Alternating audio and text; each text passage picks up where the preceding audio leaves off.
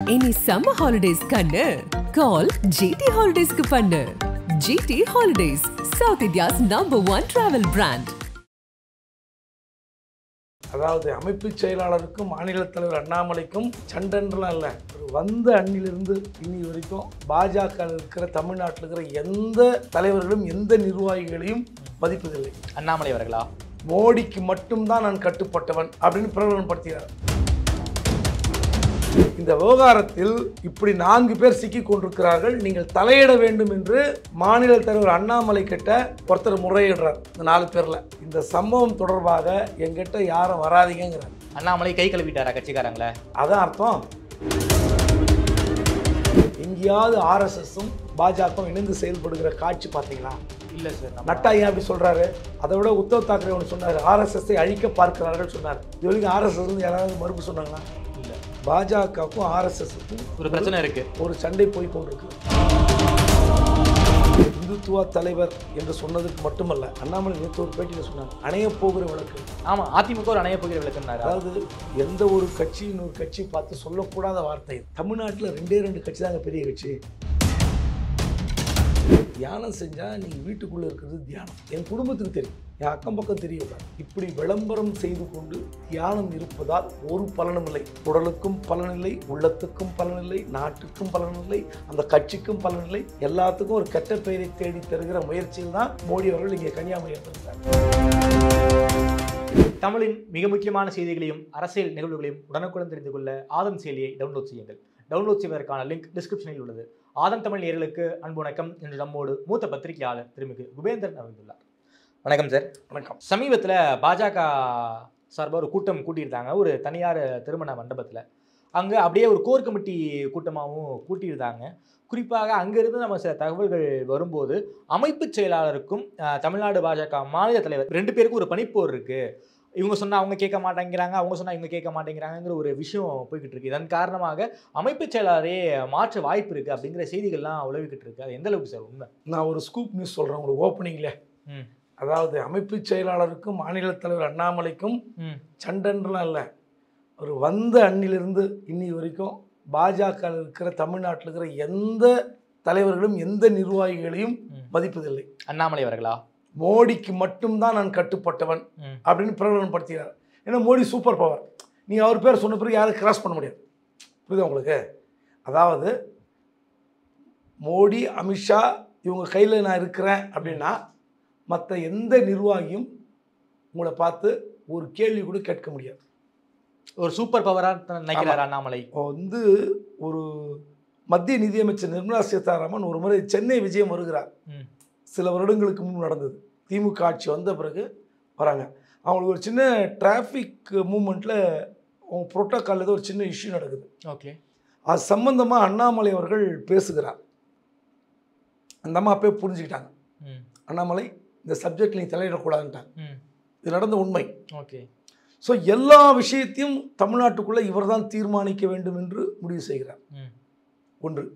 இப்போது இந்த நயினார் நாகேந்திரன் விவகாரத்தில் 4 கோடி ரூபாய் சம்மன் விவகாரம் எவ்வளோ பெரிய சிக்கலாக இருக்குன்னு தெரியும். கேசவ நாயகத்துக்கு சம்மன் போயிடுச்சு, அதே போல் ஆர்.எஸ். சேகர் அவர்களுக்கு சம்மன் போயிருக்கு. அதாவது நயினார் நாகேந்திரனுக்கு போனதாக சொல்லப்பட்ட பணம் சென்னையிலேருந்து கிளம்பும் போது ரயிலில் தாம்பரத்தில் பிடிக்கிறாங்க. ஆமாம். இந்த சம்பந்தமாக நயினார் நாகேந்திரன் என்ன பேட்டி கொடுக்குறாரு, இந்த பணத்துக்கும் எனக்கும் சம்பந்தம் இல்லைன்னு சொல்லிட்டாங்க. இது வரைக்கும் பல முறை சம்மன் அனுப்பிச்சாச்சு, இது வரைக்கும் வரல. ஆமாம். ஒன்றாச்சா? 2, இந்த விவகாரத்தில் பணம் எங்கிருந்து போச்சுன்னா தொழில்துறை துணைத் தலைவர் கோவர்தனுடைய ஹோட்டல் ஆழ்வார்பேட்டில் இருக்குது, அந்த இடத்துலேருந்து போச்சுன்னாங்க. அந்த இடத்துல சிசிடிவி ஃபுட்டேஜில் எடுத்தாங்க. ஸோ இப்போ அவர் விசாரணை கூப்பிட்டாங்க. அவர் எனக்கு உடல்நிலை சரியில் உட்காந்துட்ருக்காரு, இன்னும் ஆஜராகும். ஓகே. அடுத்து கட்சியினுடைய பொருளாளர் எஸ்.ஆர். சேகர், அவருக்கு சம்மன் போச்சு, அவருக்கு உடல்நிலை சரியில்லை, என்னால் வர முடியாதுன்னு அவரும் உட்காந்துருக்கார். கடைசியாக கேசவனுக்கு சம்மன் போச்சு. அவர் என்ன பண்ணார், இந்த விவகாரத்திற்கு என்னை இழுத்ததே தவறுன்னு சொல்லி கோர்ட்டுக்கு போகிறார். கோர்ட்டுக்கு போனோடனே கோர்ட் தள்ளுபடி பண்ணி சிபிஐ வந்து ரிப்ளை பண்ண சொல்லியாச்சு. ஸோ இந்த விவகாரத்தில் 4 பேர் சிக்கியிருக்கிறாங்க. 4 பேர் சிக்கியிருக்கும்போது அமைப்பு செயலாளருக்கும் அண்ணாமலைக்கும் சண்டைன்னு கேட்க சொல்கிறீங்க. கேசவநாயகன் யார் பேச்சை கேட்டுக்கொண்டு கோர்ட்டுக்கு போனார். Point number 1. பாயிண்ட் நம்பர் 2, இந்த விவகாரத்தில் இப்படி 4 பேர் சிக்கி கொண்டிருக்கிறார்கள், நீங்கள் தலையிட வேண்டும் என்று மாநில தலைவர் அண்ணாமலை கிட்ட ஒருத்தர் முறையிடுறார், இந்த 4 பேரில் ஒருத்தர். இந்த சம்பவம் தொடர்பாக எங்கிட்ட யாரும் வராதிங்கிறார். அண்ணாமலை கை கழுவிட்டாரா கட்சிக்காரங்களே? அதான் அர்த்தம். எங்கிட்ட வராதின்னு என்னங்க அர்த்தம்? ஒரு கட்சி தலைமைக்கும் தொண்டர்களுக்கும் நிர்வாகிகளுக்கு நடக்கிற பிரச்சனைகளுக்கு என் கூட வராதிங்கன்னா, எங்கிட்ட வந்து ஆலோசனை கேட்காதீர்கள் என்று சொன்னால் என்ன அர்த்தம்? பனிப்போர் மறைமுக போர்லாம் இல்லை. ஓகே, டே 1லேருந்து அவர் ஸ்டைல் வேற. பாஜகக்குள்ள வந்து மாநில தலைவரை விட அமைப்பு செயலாளருக்கு தானே பவர் அதிகம். அப்படிதான் எல்லாரும் நினச்சிட்டு இருக்கிறோம். ஆனால் இங்கே ரிவர்ஸாக இருக்க. ஓகே, ஆமாம், நான் கேட்குறேன், இந்த விவகாரத்தை எப்படி அணுக வேண்டும்? நான் ஓப்பனாக இன்னொன்று பச்சையாக சொல்கிறேன். இந்த பணம் பிடிச்ச விவகாரத்தில் தமிழ்நாடு போலீஸ் என்ன பண்ணிட முடியும்? இந்த வழக்கு பணம் கேஸ் பிடிச்சிருக்காங்க, பணம் பிடிச்சிருக்காங்க. பணத்தை வந்து ஐடி டிபார்ட்மெண்ட்டோட கேஸ். ஆமாம், தமிழ்நாடு போலீஸ் விசாரிச்சா கூட என்ன டேமேஜ் தான் நடக்கும். ஆமாம், ஏன் இவங்க பயப்படுறாங்க? நயனானகர் என் பணம் இல்லைன்ட்டார். ஆமாம், எனக்கு யார் வேணாலும் டொனேஷன் கொடுக்கலாம், கொடுக்கறதுக்கு பிரியப்பட்டிருக்கலாம், என்னென்னவோ சொல்கிறாரு. ஓகே, அவர் விசாரணைக்கே வரல. இந்த விவகாரத்தில் சம்மந்தம் இல்லாமல் அவர் மாட்டியிருக்குன்னு அவர் புலம்புறார். யார்? கோவர்தன், தொழில்துறை பிரிவினுடைய துணைத் தலைவராக இருக்கிறவர். உண்மையிலே அவருக்கு உடல்நிலை சரியில்லை என்பது எல்லாருக்கும் தெரியும். குறைந்தபட்சம் மாநில தலைவர் என்ன பண்ணணும்? இந்த விஷயத்தை அட்ரஸ் பண்ணியிருக்கணும். அட்ரஸ் கூட பண்ண வேணாங்க, நீங்கள் இந்த விவகாரத்தை எப்படி டீல் பண்ணணும்னு ஐடியா கொடுத்துருக்கணும். ஏன்னா அவர் ஒரு போலீஸ் அமைப்பு செயலாளர் ஏன் கோர்ட்டுக்கு போய் மாட்டுறாரு? கோர்ட்டில் உங்கள் மனு ஏற்கப்படலை, தள்ளுபடி பண்ணிட்டாங்களே. ஸோ தொடர்ந்து இந்த 4 கோடி ரூபாய் விவகாரத்திலேயே மாநில தலைவர் கட்சி நிர்வாகிகளை எப்படி நடத்துகிறார் என்று நம்ம பார்க்குறோம். ஓகே, அதுக்கப்புறம் நீங்கள் கேட்ட கேள்விக்கு என்ன பதில்? சார், அமைப்பு செயலாளர் மாற்றப்படுவாரா மாட்டாரா சார்? அது நமக்கு சொல்ல முடியாது. அது வந்து மத்திய தலைமை எடுக்க வேண்டிய முடிவு. ஓகே, அதாவது சூப்பர் பவர் யாருன்னா அவர் தான் கட்சி வழிநடத்துவர், கட்சி நிர்வாகிகளை ஒருங்கிணைப்பவர், எல்லா வேலையும் பண்ணுவார். அவர் மேலே ஏகப்பட்ட புகார் இருக்குது. ஓசூரோ கிருஷ்ணகிரியோ ஒரு ஆள் பெரிய புகார் போட்டு வீடியோ போட்டார். ஆமாம். அப்புறம் என்னென்னா கட்சி பணத்தை வந்து யாருக்கு கொடுப்பது என்பது சிலருக்கு வந்து டிஃப்ரென்ஷியேட் பண்ணுறாரு அப்படின்னு ஒரு புகார் போயிருக்கு. ஸோ அவர் மேலேயும் புகார் இருக்குது, இவர் மேலேயும் புகார் இருக்குது. ஆனால் கட்சிக்குள்ளே இப்படி நீங்கள் தராசி அம்சர் ஒரு பேட்டியில் பார்த்தேன். காங்கிரஸில் வந்து கோஷ்டி சண்டை வந்து வேட்டி கிழிச்சிப்பாங்க. ஆமாம், இவங்க கூட சண்டை வந்தால் ஆள் காணாமல் போயிடுவாங்க அப்படின்னாரு. அது 100க்கு 100 உண்மையாக இருக்குது. அது காங்கிரஸில் என்ன ஒரு கோஷ்டி பூசல் இருக்கோ அதே ஒரு கோஷ்டி பூசல் தமிழ்நாடு பாஜகவில் இருக்கா சார்? 100க்கு 100. நான் இப்போ சொன்னதில் என்ன அதானே?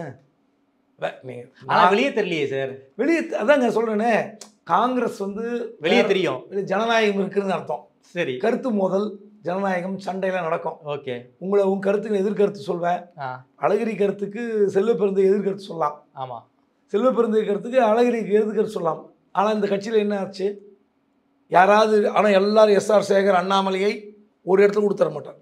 உண்மையில் அந்த கட்சியினுடைய ஒரு மூத்த நிர்வாகியாக இருக்கிற எஸ்ஆர் சேகர் ஒரு இடத்தில் கூட அண்ணாமலையை விட்டு தந்து பேசியதே கிடையாது. ஓகே, அண்ணாமலைக்கு எதிராக ஏதாவது விவாத மேடையில் குற்றம் சாட்டினால் ஓடி வந்து தடுப்பார். கவுண்டர் கொடுக்கறது அவர் தான். டிபேட்டில் அவரை மாதிரி அண்ணாமலையை தாங்கியவர் யாருமே கிடையாது, எனக்கு தெரிஞ்சு யாரும் இல்லை. உண்மைதான் சார். அப்படிப்பட்ட அந்த கட்சியுடைய பொருளாளருக்கு என்ன கதி? இந்த விவகாரத்தில் ஏன் ஆலோசனை சொல்ல மறுக்கிறீங்க? சார், இதே மாதிரியான பிரச்சனை ஆல் இண்டியாவில் இருக்குது. பிஎல் சந்தோஷ்க்கும் அதே போல் ஜேபி நட்டாவுக்கும் பிரச்சனை இருக்குன்னு சொல்கிறாங்க. அதெல்லாம் உண்மையா சார்? ஜேபி நட்டாக்கும் இல்லை, அமித்ஷாவுக்கும் பிஎல் சந்தோஷ்க்கும் ஒரு சண்டை. என்ன பண்ணுறாரு, இந்த இடைப்பட்ட காலத்தில் வந்து அங்கங்கே ஏசிங்களாக வரும்போது ஆட்சி பிடிப்பதற்கு சிக்கல் இருக்கிறது பாஜகவுக்கு. இந்த நம்பர் வராது, நம்பர் குறையும், இவங்க சொன்ன நம்பர்லாம் 400 330 இதெல்லாம் வராது அப்படின்னும் போது அமைப்பு செயலாளருக்கு ஒரு கடிதம் எழுதுறார். தேசிய அமைப்பு செயலாளர் என்ற முறையில் அமித்ஷாவுக்கு எழுதுறாரா? எல்லா மாநிலத்தில் இருக்கிற எல்லா அமைப்பு செயலாளரும் ஓகே, கிட்டத்தட்ட ஒரு 35 பேர் வருவாங்க. 35-40 ஸ்டேட்டில் 37 ஸ்டேட் நினைக்கிறேன். அதில் சின்ன சின்ன பிரிவில் 1-2 பேர் இன்சார்ஜாக இருப்பாங்க. எல்லாருக்கும் லெட்டர் எழுதுறாரு. ஏனோ தானோன்னு நீங்கள் அமைப்பு நடத்தாதீங்க, கட்சி நடத்தாதீங்க. மாநில தலைவர் கட்சியை வந்து வழி நடத்தினாலும் அதை சரிவர நிர்வகிக்க வேண்டிய பொறுப்பு உங்களுக்கு. ஓகே, இந்த லெட்டருக்கு யாரும் அக்னாலஜே போடல. எல்லாம் போய் அமித்ஷா கிட்ட புகார் பண்ணிட்டாங்க. இவர் வந்து இப்படி ஒரு போடுறாரு, நாங்கள்லாம் உழைக்கிறோம், ஏனோ தானோ உழைக்கிறோன்னு இவர் எப்படி தீர்மானிக்கிறாரு? தொகுதியில் ஜெயிக்கிறது தோக்கிறது வேற விஷயம். இவருக்கு என்ன போச்சுன்னு உடனே அமித்ஷா கூப்பிட்டு பிஎல்ஸ் உங்களுக்கு யார் இந்த இன்ஸ்ட்ரக்ஷன் கொடுத்தது? கட்சியில் இந்த வேலையை உங்களுக்கு சொன்னது யார்? ஒன்று நான் சொன்னோம், இல்லைனா மோடி சொல்லணும். 2 பேரும் சொன்னோமா? அவர் எங்கிட்ட தான் சொல்லுவார், நான் உங்ககிட்ட சொல்லுவேன். எங்களை கேட்காம நீ நாட்டாமல் பண்ணாத, உனக்கு அந்த வேலை தேவையில்லை அப்படின்னு கூப்பிட்டு ஓங்கி ஒரு கூட்ட அளவுக்கு ஆஃப் பண்ணிட்டாங்க அவரை. அவர் வந்து ஷாக் ஆயிருக்காரு கர்நாடகாவில். அண்ணாமலைக்கு பாஸ் இல்லை சார் அவர். யாரு? பிஎல் சந்தோஷ் அவர்கள். அண்ணாமலையுடைய வளர்ச்சிக்கு விதை போட்டவர் அவர் தான், தண்ணீர் ஊற்றியவர் அவர் தான். இப்படி ஆலமரமாக காட்சி தருகிற அளவுக்கு அண்ணாமலையை தூக்கி நிறுத்தியவரும் பிஎல் சந்தோஷ் தான். ஓகே, அந்த சப்போர்ட்டில் தான் ஓஹோன்னு இருந்தார். பிஎல் இப்போ ஆர்எஸ்எஸ்ஸே வேணான்னு நட்டா சொல்லிட்டாராங்க. ஆமாம், நாங்கள் ஆர்எஸ்எஸ்ஸை விட்டு நாங்கள் வந்து வேறு லெவலில் இருக்கிறோம், ஆர்எஸ்எஸ் தேவையில்லை அப்படின்னு நட்டா சொல்ல ஆரம்பிச்சிட்டாரு. ஆமாம். நீங்கள் ஒட்டு மொத்தமாக இந்தியாவில் எந்த ஆர்எஸ்எஸ் லீடரு இவங்களை கட்டுப்படுத்துகிறாங்க? யாருமே கட்டுப்படுத்துறது இல்லை. மோடியும் சரி அமித்ஷாவும் சரி நல்ல ரிலேஷன்ஷிப்லேயே இல்லை ஆர்எஸ்எஸ். எங்கேயாவது மோகன் பகவத்தோட ஸ்டேட்மெண்ட் பார்த்தீங்களா 3 மாதத்தில்? எங்கேயாவது சும்மா ஒரு போகிற போக்கிலையாவது? அயோத்தியில் மோடியும் மோகன் பகவத்தும் சார் இருந்தாங்க. அது வந்து எப்போ? ஜனவரி மாதம். அது எப்போ? எலெக்ஷனுக்கு அறிவிக்கப்பட்டதுக்கு முன்பு. எலெக்ஷன் அறிவிக்கப்பட்ட பிறகு எங்கேயாவது ஆர்எஸ்எஸும் பாஜகவும் இணைந்து செயல்படுகிற காட்சி பார்த்தீங்களா? இல்லை சார். நட்டா ஏன் அப்படி சொல்கிறாரு? அதை விட உத்தவ் தாக்கரே ஒன்று சொன்னார், ஆர்எஸ்எஸ்ஸை அழிக்க பார்க்கிறார்கள் சொன்னார். இது வரைக்கும் ஆர்எஸ்எஸ்லேருந்து யாராவது மறுப்பு சொன்னாங்களா? இல்லை. பாஜகவுக்கும் ஆர்எஸ்எஸ்ஸுக்கும் ஒரு பிரச்சனை இருக்குது, ஒரு சண்டை போய் கொண்டிருக்குது. அந்த சண்டையில் ஆர்எஸ்எஸ் தேவையில்லை என்று இவங்க 2 பேரும் முடிவு பண்ணிட்டாங்க. பாஜக நினைக்கிறாங்க. பாஜகல மோடியும் அமித்ஷாவும் நினைக்கிறாங்க. அவங்க 2 பேர் நினைக்கிறாங்க. இந்த விவகாரத்தில் இந்த முறை பாஜக தலைவர்கள் என்ன செய்கிறார்கள் இல்லை, ஆர்எஸ்எஸ் தலைவர்கள் என்ன மாதிரி முடிவெடுக்க போகிறார்கள், அதுதான் அருமையான எதிர்பார்க்க வேண்டிய ஒரு விஷயம். ஓகே சார், அண்ணாமலை சீட்டுக்கு தமிழிசை குறிவைக்கிறாங்க அப்படிங்கிற ஒரு ஹேஷியங்கள் வந்துகிட்டு இருக்கு, எந்த அளவுக்கு உண்மை சார்? அதாவது வந்து ஜெயலலிதா அவர்கள் இந்துத்துவ தலைவர் என்று அண்ணாமலை சொன்னதை முன்னாள் ஆளுநர், முன்னாள் தலைவர், தென் சென்னையுடைய வேட்பாளர் வழிமொழிந்து விட்டார். ஆமாம், அதை வச்சுக்கிட்டு இப்படி கேட்டால் எப்படிங்க? நீங்கள் அதுக்கு தானே கேட்குறீங்க. அவர் இந்துத்துவ தலைவர்னு சொன்னதை வேறு பாஜக லீடர் யாருமே வழிமொழியில் யாருமே என்டாஸ் பண்ணல. தமிழிசை அவர்கள் சொல்லிவிட்டார் என்பதற்காக நீங்கள் அந்த கேள்வி கேட்குறீங்க, அப்படி தானே? நீங்கள் அப்படி கூட நீங்கள் புரிஞ்சுக்கலாம். அப்போ எதுக்காக கேட்டீங்க? இல்லை சார், அவங்க முன்னாள் தலைவர், அவங்க கட்சிக்கு ஒரு இன்ஃப்ளூயன்ஸ் இருக்கும். ஏன்னா வந்து தமிழ்நாட்டில் வந்து ஒரு மோசமான தோல்வியை தந்தித்தால் தலைவரை கூட மாற்றலாம். ஸோ அந்த ரீதியில் நான் வந்து உங்ககிட்ட இந்த கேள்வி வைக்கிறேன். சரி, நீங்கள் பொன் ராதாகிருஷ்ணன் சொல்லியிருக்கலாம், இல்லை வேறு ஏதாவது ஒரு லீடர் சொல்லியிருக்கலாம். ஏன் நீங்கள் தமிழிசை கொண்டு வரீங்க? எல்லாம் சென்னையிலேயே இருக்காங்க, அதனால். ஏன் பொன் ராதாகிருஷ்ணன் வந்து ஏன் வானதியை கொடுக்கக்கூடாதா அந்த பதவியை? எம்எல்ஏவாக இருக்காங்களே சார். ஏன் எம்எல்ஏ இருந்தால் நான் கொடுக்கக்கூடாதா? எம்பியாக இருந்தால் கொடுக்கக்கூடாதா? அமைச்சராக இருந்தால் கொடுக்கக்கூடாதா?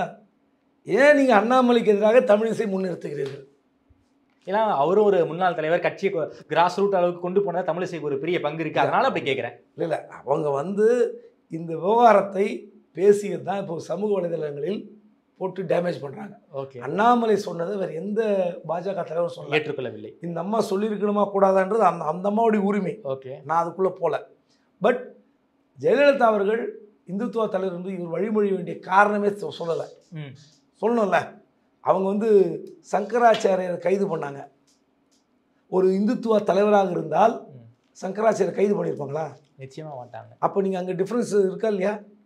அதாவது கடவுள் கும்பிடுகிறார், மதமாற்ற தடம் சட்டை கொண்டு வந்தார், ஆடு கோழி பலியிடக்கூடாது, இதெல்லாம் கொண்டு வந்ததுக்காக அவரை இந்துத்துவ தலைவர்.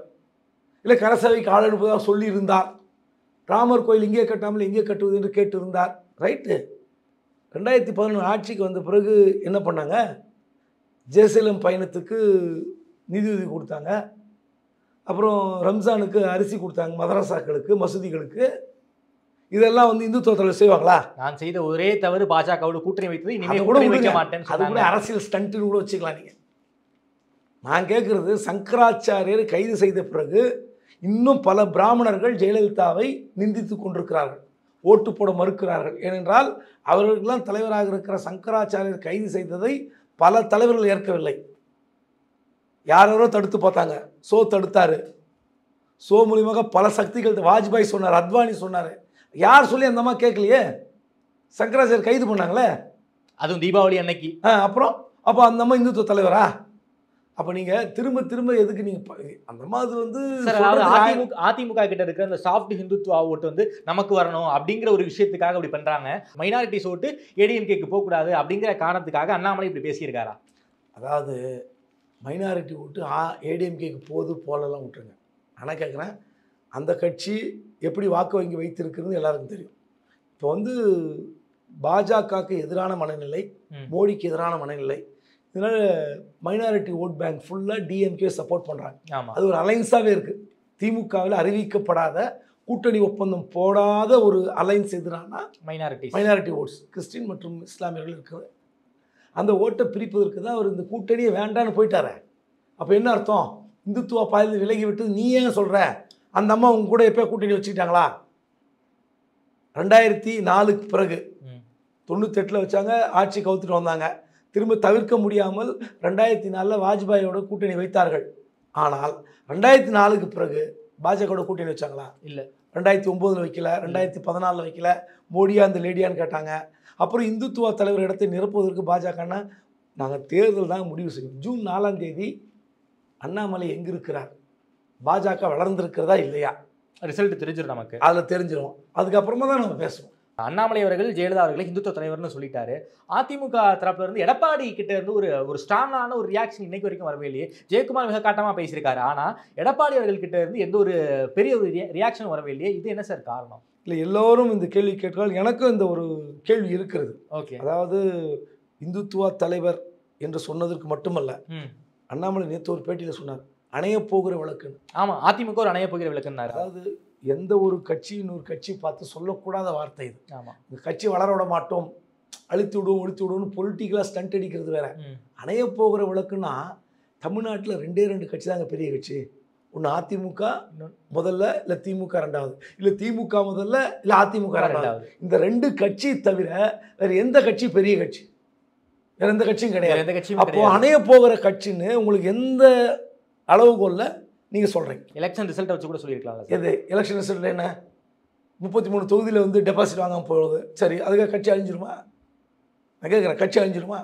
அதிமுக நான் கேட்குறேன், எத்தனை இடத்துல போட்டிட்டீங்க? உங்கள் கட்சி அதான் சொன்னாங்க, தேர்தல் முடிவுக்கு பிறகு உங்கள் கட்சி எத்தனை சதவீதம் வாக்கு வங்கி வைத்திருக்கிறது, அதை விட அதிமுக வாக்கு வங்கி குறைந்து விட்டால் நீங்கள் சவால் விடலாம். நான் சொன்னேன் பாருங்கன்னு சொல்லலாம். எத்தனை இடத்துல?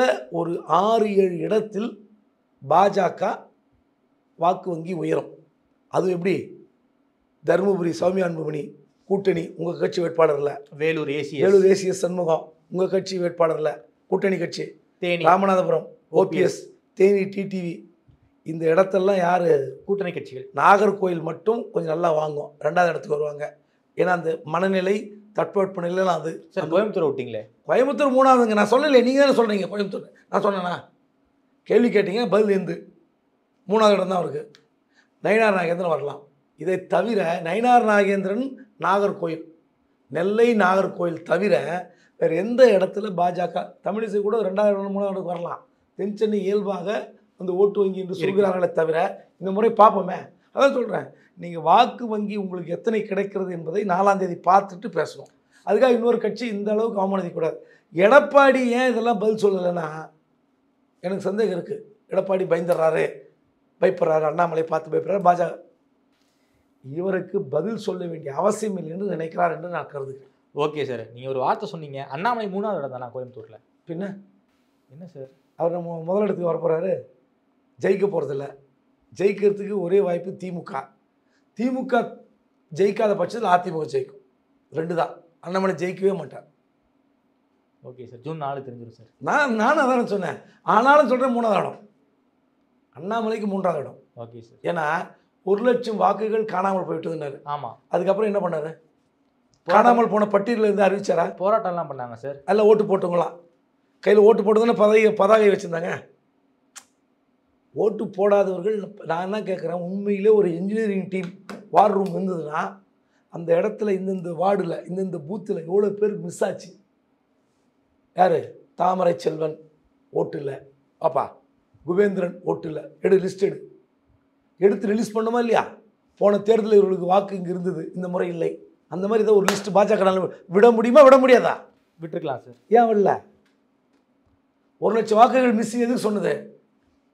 பிற்காலத்தில் 45 நாட்கள் கழித்து தேர்வு முடிவு எண்ணப்பட்டால், அது தோற்றுவிட்டால், 3வது இடம் வந்துவிட்டால், அன்றைக்கி நான் சொன்னல 1 லட்சம் பேர் காணாமல் போயிட்டாங்கன்னு. இதெல்லாம் போட்டிருந்தாங்கன்னா கணக்கு போடுங்க. இந்த கணக்கெல்லாம் போட்டிங்கன்னா அப்படின்னு ஒரு கணக்கு சொல்வார். ரஃபேல் வாட்சுக்கு பில்லு கேட்கும்போது 3 மாதம் கழிச்சு கொடுத்தார்ல, அந்த மாதிரி தான் ஓட்டுக்கும் 45 நாள் கழிச்சு ஒரு கணக்கு கொடுப்பார். வருகிற 1ஆம் தேதி டெல்லி கார்கே அவர்கள் வீட்டில் இந்தியா கூட்டணியின் சார்பாக ஒரு கூட்டம் நடக்க போகுது.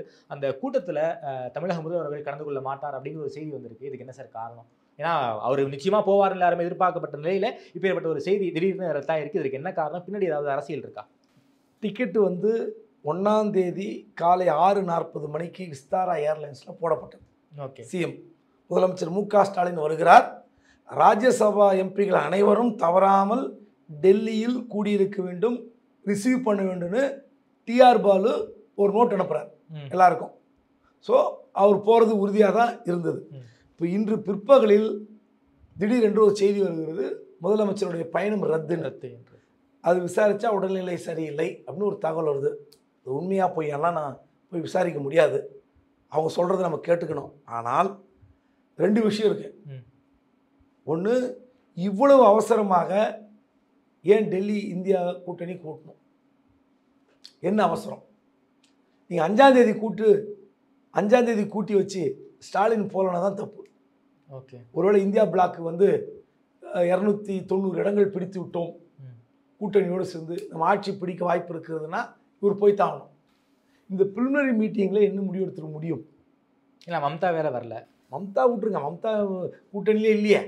கூட்டணியில் இருக்கிற ஸ்டாலின் ஏன் போகணும்னா நிச்சயமாக ஒரு பெரிய இன்னைக்கு ஈவினிங் ஃபுல்லாக டிபேட்டு தான் ஓடும்.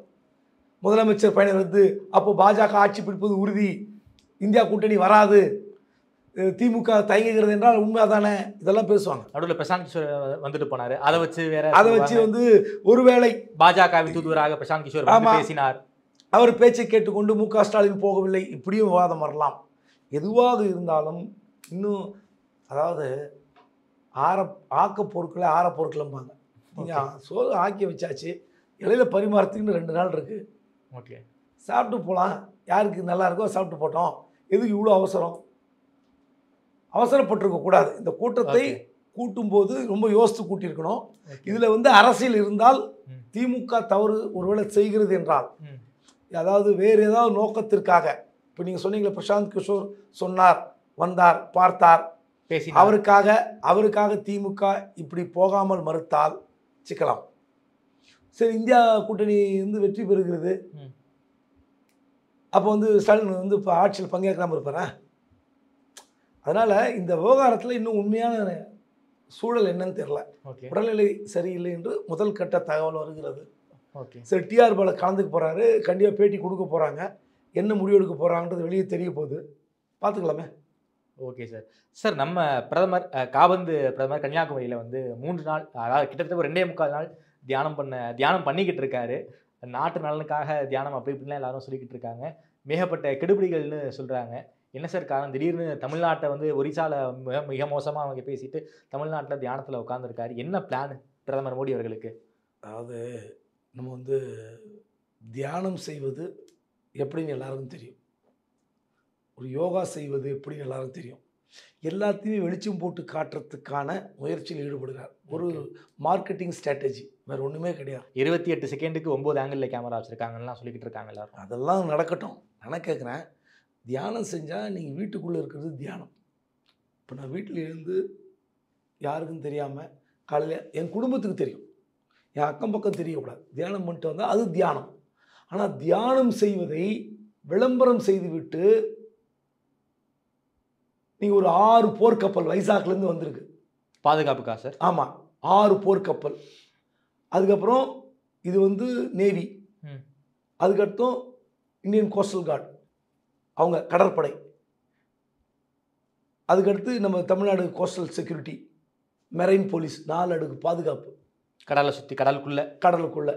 யோசித்து பாருங்கள், இவ்வளோ போலீஸ், இவ்வளோ அதிகாரிகள், உங்களுக்கு ஏசி ரூம், ஏசி கிச்சன் எல்லாம் போட்டுட்டு நான் கேட்குறேன், 24 மணி நேரம் ஒரு மனிதர் தியானம் இருக்க முடியுமா?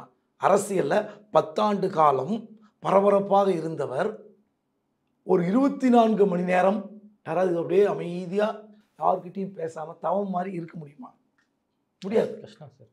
Practically not possible. ஒரு 2 மணி நேரம் கூட நம்மளால் அப்படி தியானமே வந்து நீங்கள் அரை மணி நேரம், 1 மணி நேரம், 2 மணி நேரங்களாங்க. அதுக்கப்புறம் பசிக்கும், சாப்பிடுவீங்க, அதுக்கப்புறம் உங்களுக்கு ஃபோன் வரும், மெசேஜ் வரும். இந்தியாவோட பிரைம் மினிஸ்டருங்க, காபந்து பிரைம் மினிஸ்டர்னு சொன்னீங்க அந்த வார்த்தையை. ஏதோ ஒரு பிரச்சனைனா உங்களுக்கு ஐபி டைரக்டர் பேசுவார், செக்யூரிட்டி அட்வைசர் பேசுவார், ஃபாரின் அஃபேர்ஸ் செக்ரட்டரி பேசுவார், முடிவை சொல்லணும், கருத்து சொல்லணும். இல்லை இப்படி முடிவு எடுக்க போகிறோம், இப்படி ஒரு சம்பவம் நடந்திருக்கிறது, எல்லையில் இப்படி ஒரு அத்துமீறல் நடக்கிறது அப்படின்னு உங்களுக்கு தகவல் வரும். இல்லை கேரளாவில் இப்படி ஒரு இன்சிடென்ட் நடந்திருக்கு, என்ஐஏ இப்படி நடவடிக்கை எடுக்க போகிறது, மகாராஷ்டிராவில் இப்படி ஒரு சம்பவம் நடக்கிறது. நீங்கள் கம்யூனிகேஷன் வந்துகிட்டே இருக்கும், புல்லட்டின் வந்துகிட்டே இருக்குங்க. ஒரு பிரைம் மினிஸ்டருக்கு எத்தனை புல்லட்டின் வரும்? அப்போ இதெல்லாம் வந்து நீங்கள் காபந்து பிரதமராக இருந்து கொண்டு அதெல்லாம் கிடையாது நான் பார்க்க மாட்டேன்னு இருக்க முடியுமா? எத்தனை அலுவலர்களுக்கிடையே இந்த தியானம் நடக்கும். அதான் சொல்கிறேனே, இப்படி விளம்பரம் செய்து கொண்டு தியானம் இருப்பதால் ஒரு பலனும் இல்லை. உடலுக்கும் பலனில்லை, உள்ளத்துக்கும் பலனில்லை, நாட்டுக்கும் பலனில்லை, அந்த கட்சிக்கும் பலனில்லை. எல்லாத்துக்கும் ஒரு கெட்ட பெயரை தேடி தருகிற முயற்சியில் தான் மோடி அவர்கள் இங்கே கன்னியாகுமரி வந்திருக்கிறார். நேற்றைக்கு தமிழ்நாட்டிலேயே பாஜக 2 முக்கியமான ஆளுமைகள், ஒன்று அமித்ஷா, ஒன்று மோடி, 2 பேருமே தமிழ்நாட்டில் இருந்திருக்காங்க. அமித்ஷா கூட அண்ணாமலை அவர்கள் இருந்திருக்காரு. இதுவும் அரசியல் ரீதியாக எதுவும் பேசியிருப்பாங்களா அமித்ஷாவும் அண்ணாமலை அவர்களும்? ஏன்னா இதுவும் டெவலப்மெண்ட் இருக்கா சார் அந்த கேஸை பொறுத்த வரைக்கும்? அது என்ன பேசினாங்கன்னு எனக்கு தெரியாது. அரசியல் பேசாமல் இருப்பாங்களா? கண்டிப்பாக 1000 அரசியல் பேசியிருப்பாங்க. ஓகே, நம்ம அதுக்குள்ளெல்லாம் போக தேவையில்லை. அதாவது கோயிலுக்கு வருவது என்பது அவங்களுடைய நம்பிக்கையை சார்ந்தது. ஆமாம், அது தமிழ்நாட்டுக்கு 2 பேரும் ஒரே நாட்டில் வந்துட்டாங்க. ஆமாம். அமித்ஷா பத்தாத்துக்கு ஓபிஎஸ் ஏதோ அங்கே திருவாரூரில் ஒரு முருகன் கோயிலில் போய் அவர் உட்காந்துருக்காரு. சரி, ரஜினி இமயமலைக்கு போயிருக்காரு. ஆமாம். அது கோயிலுக்கு போகிற விஷயங்களை மீடியாக்கள் இது வந்து பெரிதுபடுத்தவே கூடாது. அது வந்து தேவையில்லாத ஒரு விஷயம். அவர் வந்து அவர் வழிபடுறாரு, அதை ஒன்று தமிழ்நாட்டுக்கு அதெல்லாம் என்ன பலன் இருக்குது? என்ன பலன் இருக்குது?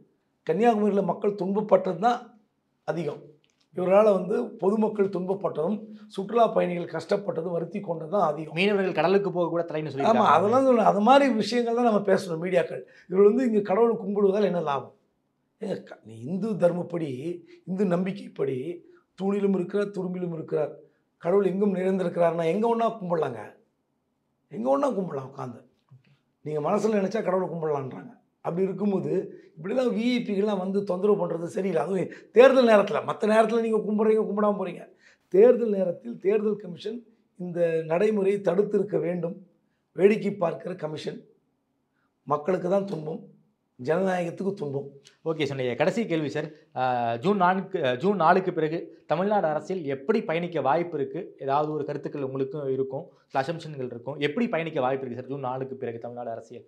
தமிழ்நாட்டில் வந்து 40க்கு 40 பாண்டிச்சேரி உள்ளிட்ட காங்கிரஸ் திமுக கூட்டணி ஒரு வெற்றி பெறும் என்று நான் நம்புகிறேன். ஓகே, ஏன்னா வேறு எந்த வாய்ப்பும் இல்லை. 1 இடம் 2 இடம் கிடைக்கலாம் அதிமுக என்று சிலர் சொல்கிறார்கள். நான் அதை கூட வந்து பெருசாக எடுத்துக்கல. ஏன்னா அந்த அளவுக்கு ஆன்டி மோடி வேவ் இருக்குது தமிழ்நாட்டில். ஆமாம். ஆனால் இந்த 3 ஆண்டு கால திமுக ஆட்சியில் இருக்கிற அதிருப்திகள்லாம் வந்து வெளியே தெரியாத அளவுக்கு பாஜக மோடி எதிர்ப்பலை பரவி இருக்கு. ஸோ இதெல்லாம் கடந்து நீங்கள் இன்னும் 2 வருஷத்தை திமுக ரொம்ப எச்சரிக்கையாக கிடக்கணும். மத்தியில் உங்கள் ஆட்சி வருது இல்லை உங்களுக்கு பாஜகவே தொடருது தெரியாது. ஆனால் இந்த 2 ஆண்டுகள் உங்களுக்கு சவாலான ஆண்டுகள், நெருப்பாற்றில் நீந்துகிறது போல் நீந்த வேண்டியிருக்கும். நீங்கள் மத்தியில் காங்கிரஸே கூட்டணி ஆட்சி வந்தாலும் தமிழ்நாட்டில் அதிருப்தி இன்னும் அதிகமாகும். திமுகவுடைய அந்த என்ன சொல்கிறது, உங்களுக்கு இங்கேயும் ஜெயிச்சாச்சு அங்கேயும் ஜெயிச்சாச்சு, உங்களுக்கு கையிலே பிடிக்க முடியாது. பரவாயில்ல, யார் எதிரியே இல்லை. ஜெயலலிதா சொன்னாங்களே, கண்ணுக்கு தூரம் வரை எதிரியே இல்லை அப்படின்னு.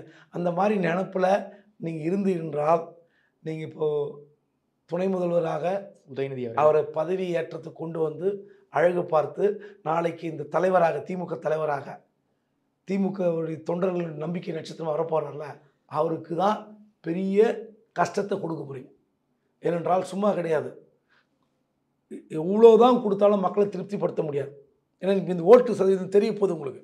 நீங்கள் ஜெயிக்கிறீங்க, அது வேறு விஷயம். ஆனால் எந்த அளவுக்கு எதிர்க்கட்சிகள் சிதறி ஓட்டுகள் வாங்கியிருக்கிறது, நம்ம ஓட்டுகள் சிதறி இருக்கிறது. 1000 ரூபாய் உரிமை தொகை ஒன்றுத்துக்கே உங்களுக்கு ஓட்டு போடணும்னு நினச்சிட்டு இருப்பீங்களே, பல தொகுதிகளில் உங்களுக்கு தெரியும் சரிவு எப்படி இருக்குன்னு. குறிப்பாக 26 விஜய் வேற வரப்போகிறாரு. அது ஆமாம். இந்த மாதிரி சூழலில் திமுக ஒவ்வொரு அடியும் கணக்கிட்டு வைக்க வேண்டும். நீங்கள் ஜெயிச்சதுக்காக கண்ணை கட்டிக்கிட்டு எல்லாம் ஓட முடியாது, இஷ்டத்துக்கெல்லாம் ஆட முடியாது. ரொம்ப மக்கள் வந்து நீங்கள் சரியில்லைன்னா மாற்றி கொத்துறது தயாராக இருப்பான். நீங்கள் கொடுத்த உதவிகள், நலத்திட்டங்கள் இதெல்லாம் காணாமல் போயிடும். இதுதான் யதார்த்தம். ஓகே சார், ரொம்ப நன்றி சார். குறிப்பாக தமிழ்நாடு அரசியல் தொடங்கி இந்திய அரசியல் வரைக்கும் பல்வேறு கேள்விகளுக்கு ரொம்ப விரிவாக பல ஸ்கூப் நியூஸ்களை கொடுத்துருக்கீங்க. நேரம் கொடுத்து பேசியமுக்கு நன்றி. நன்றி.